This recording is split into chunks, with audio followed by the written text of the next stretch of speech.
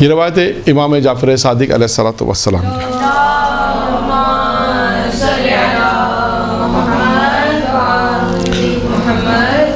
امام فرماتے ہیں کہ میں نے تمام علم و دانش کو مفید پایا 4 چیزوں میں. تمام علم اور دانش کو مفید پایا ہے 4 چیزوں میں مفید پایا ہے. یعنی یہ 4 جملے جو میں آپ کے سامنے بیان کروں گا ابھی جو امام نے ارشاد فرمایا ہے. اچھا یہ روایت آپ کو امام موسیٰ کاظم علیہ الصلوۃ والسلام کے حوالے سے بھی ملے گی. درود پڑھے محمد آل محمد.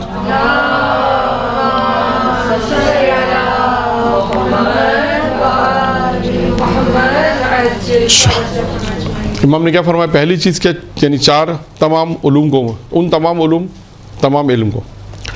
پہلا کیا ہے ان 4 جملوں میں؟ یہ 4 جملے امام نے فرمائے. نمبر 1 پہلا ہے اپنے پروردگار کی معرفت حاصل کرو. یہ جملہ بہت چھوٹا ہے لیکن انسان کو شاید پوری زندگی لگ جائے گی جملے میں، معرفت خدا حاصل کرنے میں. یعنی پہلا علم کیا ہے؟ امام فرماتے ہیں جو تمام علم اور دانش کو جو میں نے مفید پایا ہے ان 4 جملوں میں. پہلا جملہ کیا ہے؟ معرفت. کیسے حاصل ہوتی ہے معرفت؟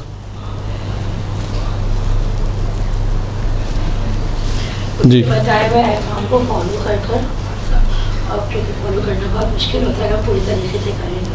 اور آیت اللہ ناصر مکارم شیرازی نے اپنی کتاب ہے ان کی پیام قرآن جلد نمبر 1، اس میں انہوں نے معرفت حاصل کرنے کے 6 طریقے بیان کیے کہ معرفت حاصل کیسے ہوتی ہے. 1 اور معرفت کے لیے رکاوٹ کتنی چیزیں، وہ بھی کوئی 13-14 چیزیں انہوں نے بیان کی کہ یہ تمام 13-14 چیزیں وہ جو انسان کی رکاوٹ معرفت میں رکاوٹ ہے. ٹھیک ہے، یہ تو کچھ چیز ہو گئی. اپنے پروردگار کی آپ معرفت حاصل کریں، تمام واجبات کی ادائیگی، تمام حرام سے بچانا، تمام مستحبات کی ادائیگی، تمام مکروہ سے اپنے آپ کو بچانا. اور جب انسان ان چیزوں پر جو حرام ہے ان سے بچے، مکروہ سے بھی بچے، مستحبات بھی انجام دے، واجبات تو انجام دے، مستحبات بھی انجام دے. پھر آہستہ آہستہ اچھا اب اس میں بہت ساری چیزیں آئیں گی. یعنی معرفت انسان کو ایک مرحلے تک پہنچاتے ہیں، آہستہ آہستہ معرفت آتی ہے. کبھی کبھی القاء بھی ہوتی ہے. القاء کا کیا مطلب ہے؟ آپ کے دل میں ایک ودیعت القاء ہو جائے گی. یہ بھی ہو سکتا ہے، ایسا نہیں ہے. یعنی بشرط دل پاک ہو، بشرط دل پاک ہونا چاہیے، طہارت ہوگی تو ہی القاء ہوگا. آپ خدا سے لگاؤ رکھیں گے، تمام واجبات کی ادائیگی ہوگی. کچھ آپ دیکھیں بہت سے ایسے آپ کو اہل علم کے نام ملیں گے، عارف لوگ ہیں جنہوں نے 70 سال لگا دیے ایک مقام تک پہنچنے میں. کچھ ایسے لوگ بھی ہوں گے جنہوں نے کم وقت کے اندر جو ہے ان کو بھی معرفت پروردگار ہو گئی. ایسا بھی ہوگا اور اس کی مثالیں ہیں، ایسا نہیں کہ مثالیں نہیں ہیں، مثالیں ہیں. تو پہلا علم ہے معرفت پروردگار.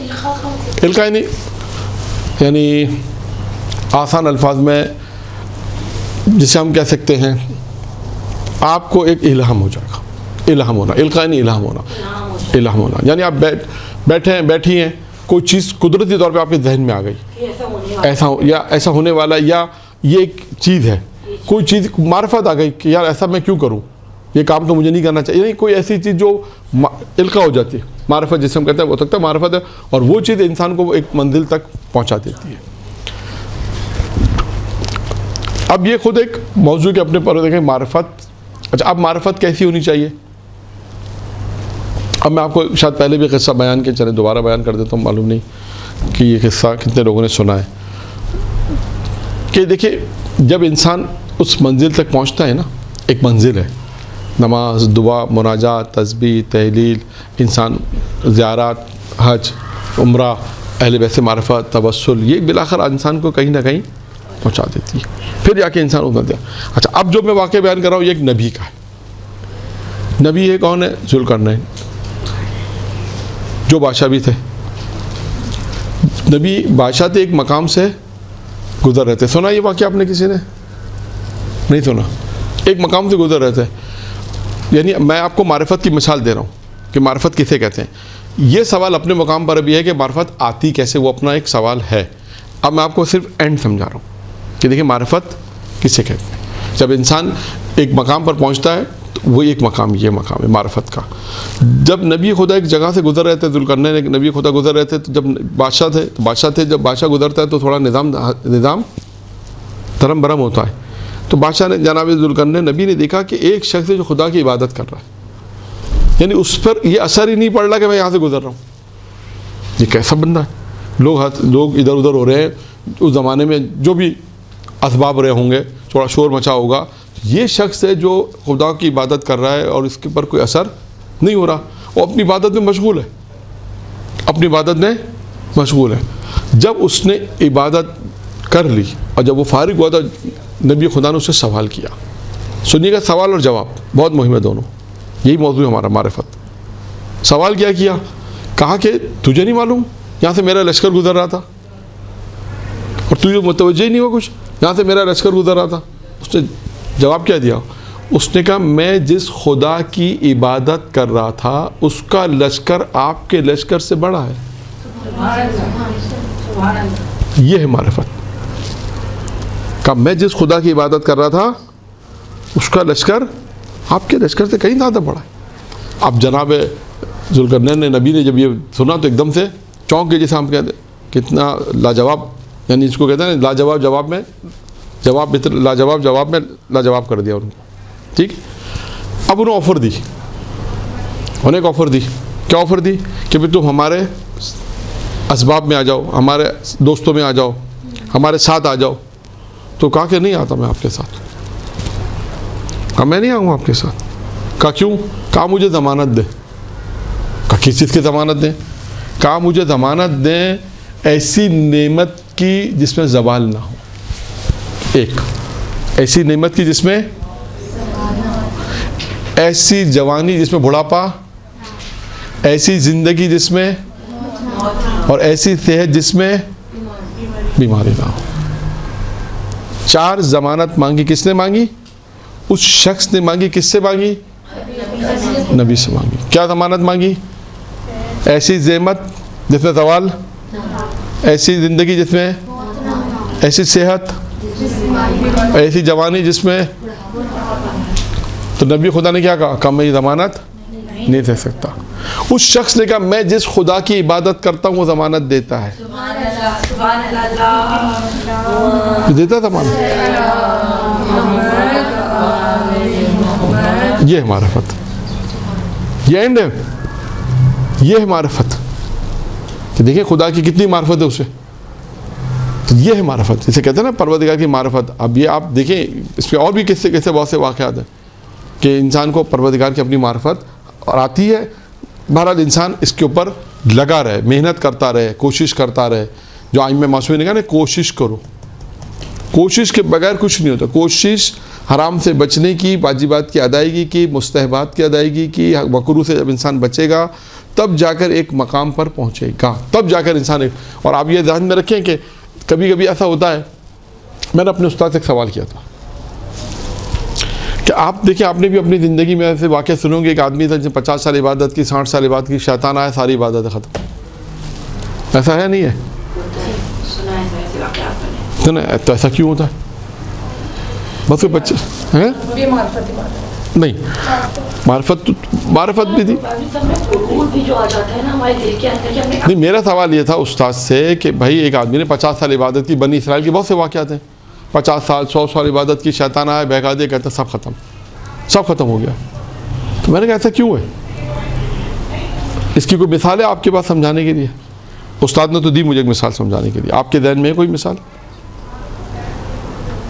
انہوں نے مثال دی کہ آپ کو جانا ہے ٹاور پر. ٹاور ہوتا نا، ٹاور ہے مثلا 10 منزلہ. اب آپ کو واک کرنی، واک سے مراد آپ کو چڑھنا ہے. واک تو نہیں کرنی، یعنی چڑھنا ہے. جب آپ 9ویں منزل تک پہنچ گئی، ٹاور ہے بالکل اسٹریٹ جیسے پہاڑ کی چوٹی.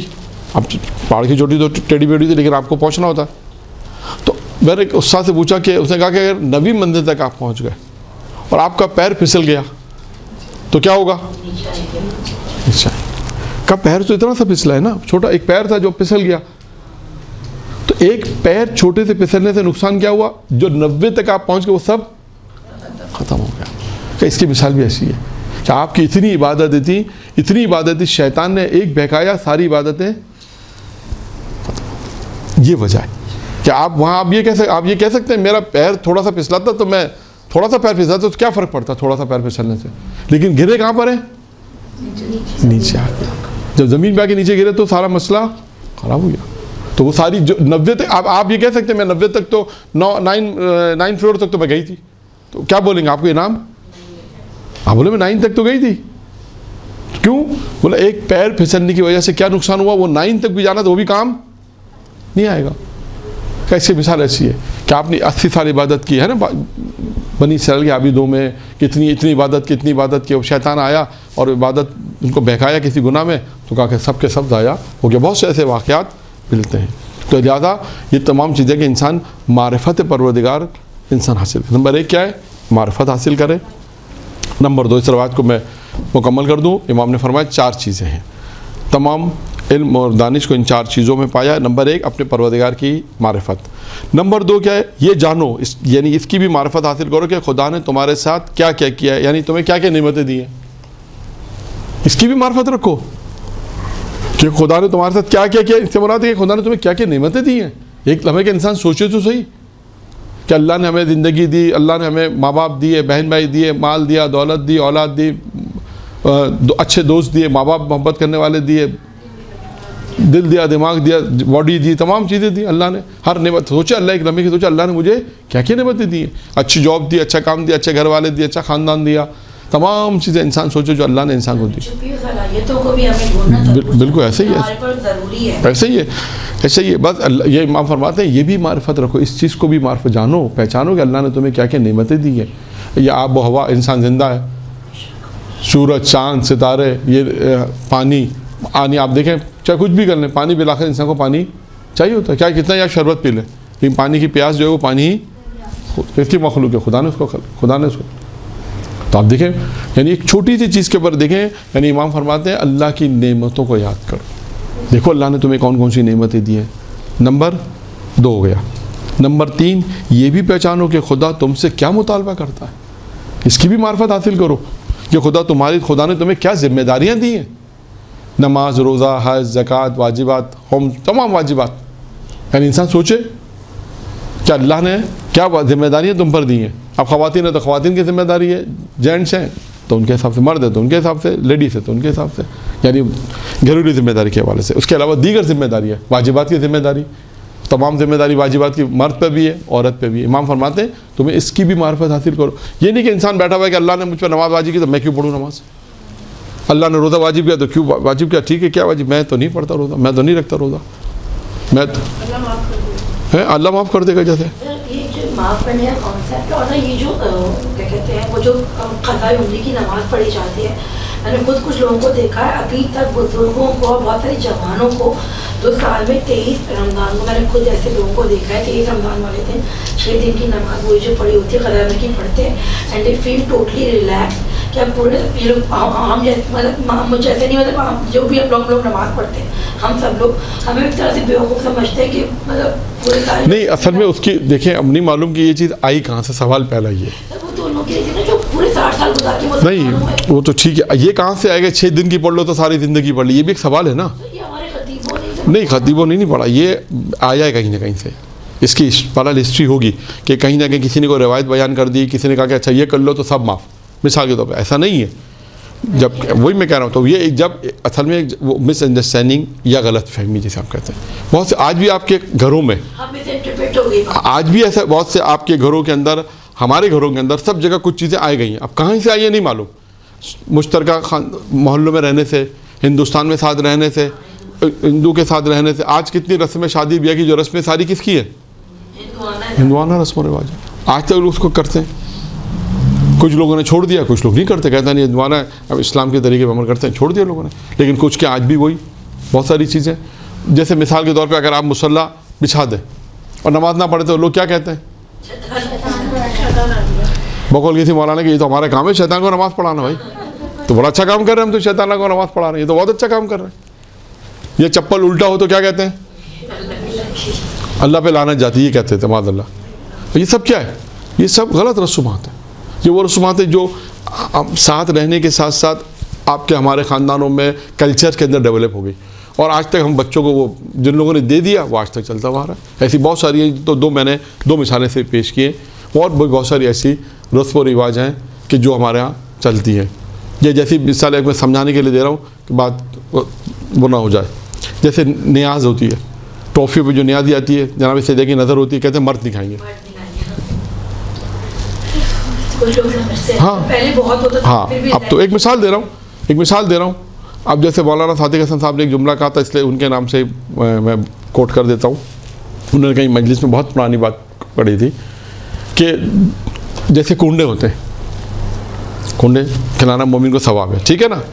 کنڈوں میں ہوتا کیا ہے، جب ہم کو جو جاتے ہیں، زمانے میں جاتے تھے، ابھی بھی لوگ جاتے ہیں، کنڈوں کو جو نیاز ہوتی ہے اس کو بڑا ڈھک کے رکھا جاتا ہے، اور ریسیو کون کرتا ہے وہاں پر؟ بے حجاب عورتیں۔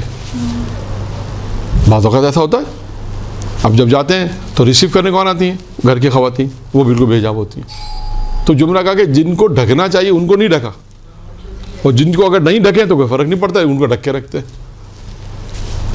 تو کہنا مقصد کیا ہے کہ یہ توجہ کی ضرورت ہے، کن چیزوں کو حجاب میں ہونا چاہیے، کن چیزوں حجاب میں۔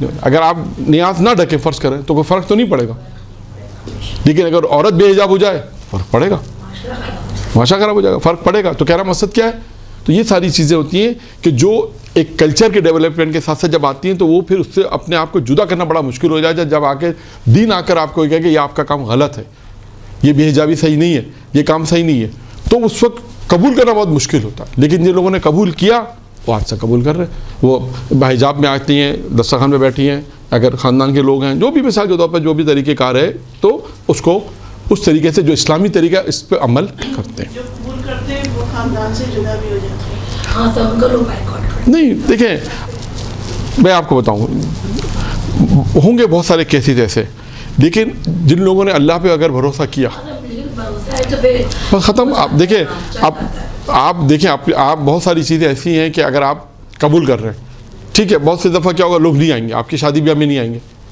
کتنے لوگ کتنی دفعہ نہیں آئیں گے؟ نہیں، میں آپ کو بتاؤں، نہیں ایسا ہوا ہے۔ سر یہ آپ نے نمبر 3 بتایا تھا نا، یہ پہچانو کہ خدا تم سے کیا مطالبہ کرتا ہے۔ ہاں، تو کیا مطالبہ سے تمہاری کیا ذمہ داری ہے؟ یہ بحث ہو رہی ہے، ذمہ داری میں یہی ہے کہ تمام واجبات ہیں۔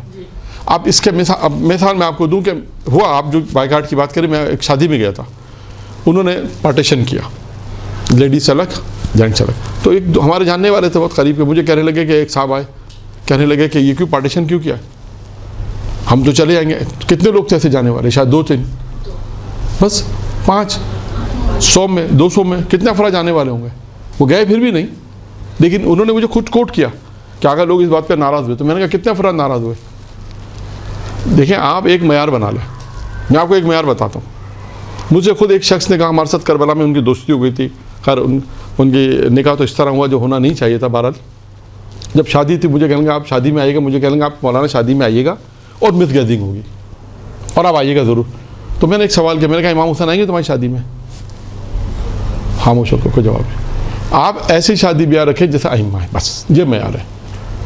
کوئی دنیا کچھ بھی کہتی رہے، دیکھیں دنیا کا تو کام ہے کہنا، کوئی بائیکاٹ اتنا نہیں ہوگا، مجھے نہیں معلوم، میں نے ابھی تک اتنے نہیں سنے، ہوگا بہت آئیں گے بہت سے لوگ۔ دیکھیں اچھا، دوسری طرف مذہبی لوگ بھی ہیں، وہ بھی آپ دیکھتے ہیں، جب میز گیدرنگ ہے، حرام ہے، دروازے پر آتے ہیں، اپنا ان کا جو تحفہ دیا کہ ہم اس میں نہیں ہو سکتے، نہیں بیٹھ سکتے، یہ آپ کی محفل شرعی لحاظ سے صحیح نہیں ہے ہمارے لیے، وہ تحفہ دے کے دروازے سے ایسے افراد بھی ہیں۔ سر عام طور پہ مشکلات ان کو سامنا کرنی پڑتی ہے، جو پورا کر رہا ہے فالو کر رہا ہے، ان کو نہیں تکلیف اٹھانی پڑتی، اور عام طور پہ تکلیف کا سامنا اس کو جو حجاب میں رہتے بے حجاب ہے، اور جب حجاب کرتے ہیں تو اس کے اوپر بہت نہیں، یہی تو اس کا جہاد ہے۔ ہاں، وہ تو جہاد بھی یہی ہے اس کا جہاد بھی یہی ہے کہ ایسے ماحول میں اگر اس کی شادی ہو گئی جہاں بے حجاب لوگ زیادہ ہیں اور بے حجاب نہیں ہے، تو وہاں حجاب کر رہی ہے، ٹھیک ہے، لوگ مذاق بنا دیں، یہی تو، یہ بھی اس کا ایک جہاد ہے نا۔ ایک اس کا جہاد کیا ہے؟ یہی ایک جہاد ہے عورت کا، کہ جہاں پر لوگ نہیں کر رہے، بالآخر آہستہ آہستہ وقت کے ساتھ ساتھ ٹھیک ہے لوگ اسے قبول کر لیں گے، ایسا نہیں کریں گے، لیکن دین کو بھی قبول کریں گے، اسلام کو بھی قبول کریں گے۔ ایسا نہیں کہ وہ لوگ مسلمان نہیں ہیں، ایسا نہیں مسلمان بھی ہے سب ہیں وہ اچھائی دیکھتے ہیں تو اٹریکشن آتی ہے. نہیں، وقت کے ساتھ ساتھ سب ہو جاتا ہے. بس آج بھی ایسے لوگ ہیں جو خدا کے مخالف کھلم کھلا خدا کے دین کی مخالفت کرتے ہیں. ایسا نہیں ہے کہ نہیں ہوتا لیکن انسان کی اپنی ذمہ داری ہے. بس آپ سے خدا آپ سے متعلق پوچھے گا. اگر ہر انسان اپنی قبر میں خود جائے گا. اگر اللہ آپ سے پوچھے کہ تم نے اپنی شادی کے اندر فلاں کام کیا تو آپ کیا کہیں گے؟ فلاں شخص نے کہا تھا. اللہ کہے گا فلاں شخص کی بات مانی، اب ادھر ہماری بھی حساب کتاب دو بھائی. فرشتے کہیں گے ہمارا حساب کتاب بھی تو دو. ٹھیک ہے. تو اب اصل چیز کیا ہے؟ ذمہ داری ہے. امام نے فرمایا یہ ایک علم کیا ہے؟ تیسری علم اس بات کو پہچانو خدا تم سے کیا مطالبہ کرنا چاہتا ہے، یعنی تمہاری ذمہ داری کیا ہے. یعنی ذمہ داری صرف انسان کی نماز روزہ نہیں ہے، یہ ذہن میں رکھیے گا. نماز روزہ تو ہے ہی، واجبات تو ہے ہی. یہ جو دوسرے معاملات ہیں نا جہاں سے انسان گناہ کی طرف جاتا ہے، جہاں سے تمام محنت. یعنی میں آپ کو ایک مثال دے دوں سمجھانے کے لیے. ابھی میں نے ایک مثال آپ کو دی ٹاور پہ جانے کی. ایک مثال آپ کو اور دے دی. یعنی وہی مثال آپ نے ساری زندگی 15-20 سال 25 سال حجاب بھی کیا، تمام واجبات کی ادائیگی کی ایک اچھے ماحول میں. شادی بھی آئی. شادی آئی تو کیا ہوا؟ یہ وہی ٹاور سے گرنے والی مثال. یہ وہی ٹاور سے وہی سوچ رکھنا کہ ایک دن کرنے نہ کرنے سے کیا ہو جائے گا. بس یہ وہی مثال ہے کہ آپ نے اگر اس موقع پر جہاں دین دکھانا تھا، جہاں دین کا اظہار کرنا تھا، آپ نے واجبات کی ادائیگی کر کے اپنے دین کو بچایا اور دین کا اظہار کیا. کوئی آپ ٹاور سے 90 سے اوپر جا رہی ہیں. ورنہ کیا ہوا؟ 90 منزل پہ پہنچنے کے بعد کیا ہوا؟ نیچے آ گئی. وہ جو ساری محنت تھی آپ کی وہ سب ختم ہو جائے گی. کیونکہ آپ نے اتنے سال محنت کر کے آپ کو جب آگے بڑھنا تھا، ایک مقام پہ جانا تھا، وہاں پر نہیں پہنچ سکی. اس کی وجہ یہی ہے. جو روایت ہے امام جعفر صادق اور امام موسی صادق دونوں سے روایت، دونوں نے یہ چار ہی چیزیں بالکل یہ سیم روایت. چوتھی آ رہی ہے انشاءاللہ آخری 5 منٹ ہے ابھی 3 منٹ تھے اس لیے 3 ہو گئی. تو بات یہ واضح ہو گئی. پہلی چیز کیا ہے؟ چوتھی میں پہلی کیا ہے؟ 2 یعنی یہی آپ اس کو یوں کریں، یہ جانو کہ ہاں نعمتی، اس کو یوں بیان کریں. نمبر 3 یعنی تمہاری کیا ذمہ داری ہے. چوتھا اور آخری یہ بھی معلوم کرو کہ کون سی چیز تمہیں دین سے خارج کر دے گی. وہ کون سی چیزیں ہیں جو تمہیں دین سے نکال دیں گی. یعنی آپ خدا نہ خاصا ایسا نہ ہو کہ انسان کو پتہ ہی نہیں کہ دین سے خارج ہو چکا ہے، اسے پتہ ہی نہیں ہے.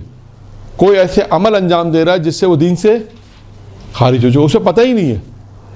تو امام فرماتے ہیں یہ اس بات کا بھی علم رکھو، یہ بھی جانو کہ کون سی چیزیں ایسی ہیں جو تمہیں دین سے خارج کر دیں گی، دین سے تمہیں نکال دیں گی. ایسا نہ تمہیں پتہ ہی نہ ہو کہ تم دین سے نکل چکے ہو، باتیں تو کر رہے ہو دین کی، لیکن تمہارے وہ اعمال تھے جس نے تم کو دین سے خارج کر دیا اور تمہیں علم ہی نہیں ہے. تو چوتھا علم یہ امام فرماتے ہیں ان چیزوں کو معلوم کرو، وہ چیزیں بھی تمہارے علم میں ہونی چاہیے کہ وہ کون سی چیزیں جو تمہیں دین سے خارج کر دیں گی. یہ 4 چیزیں ایسی ہیں جو امام علیہ السلام نے ارشاد فرمائی کہ امام فرمائے کہ تمام مفید علم اور دانش ان 4 چیزوں کے اندر ہیں. درود پڑھے محمد و آل محمد پر.